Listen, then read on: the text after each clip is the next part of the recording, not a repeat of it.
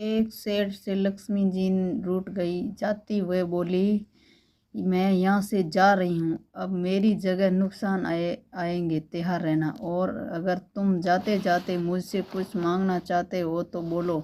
सेठ जी बहुत समझदार थे, बड़ी विनम्रता से बोला, माता नुकसान आ रहा है तो आने दीजिए, बस मुझे एक आप वरदान दीजिए कि मेरे परिवार में हमेशा सुख शांति बनी रहे। लक्ष्मी जी मुस्कुराए और तत्व है से कहा, वहाँ से चली गई। अब उस सेठ जी की चारों बहू थी।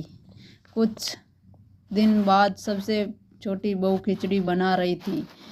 उसने खिचड़ी बनाया और नमक डाला और अपने काम में व्यस्त हो गई थी। दूसरी बहू आई और उसने दिए हुए ने नमक का स्वाद नहीं किया और उसने भी नमक डाल दिया। ऐसे करके तीसरी बहू आई, उसने भी नमक डाल दिया खिचड़ी के अंदर बिना स्वाद के और काम में व्यस्त हो गई। ऐसे करके चौथी बहू आई, उसने भी ये नमक डाला और अपना काम में व्यस्त हो गई। उसने भी नमक डाला और व्यस्त हो गई। एक एक करके। और अब रात को सबसे पहले सेठ जी खाना खाने बैठे। जैसे ही अपने खिचड़ी का एक चम्मच लिया, महसूस हुआ गया कि बहुत ज़्यादा नमक है और सेठ जी तुरंत समझ गया कि नुकसान आया चुका है। किसी से कुछ नहीं कहा, चुपचाप खिचड़ी खाया और चला गया।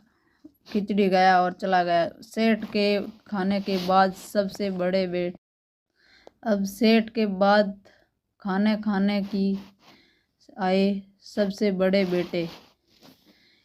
बेटे ने भी पूछा कि पिता ने खाना खा लिया, तो उसने बोला कि हाँ। ऐसे करके सब एक एक करके आए और एक दूसरे का पूछते हुआ खाना खा लिया। सदस्य की अपने से पहले वाले।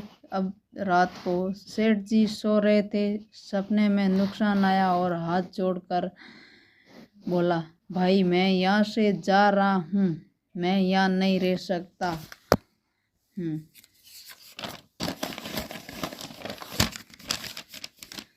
सेठ जी ने पूछा, क्यों, क्या हुआ? नुकसान बोला, तुम सब ने मिलकर 1 किलो नमक खा लिया।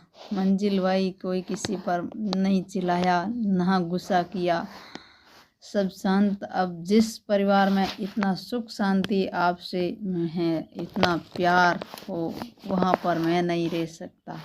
निष्कर्षा की जिंदगी हो तो उतार चढ़ाव दुख सुख सब शांत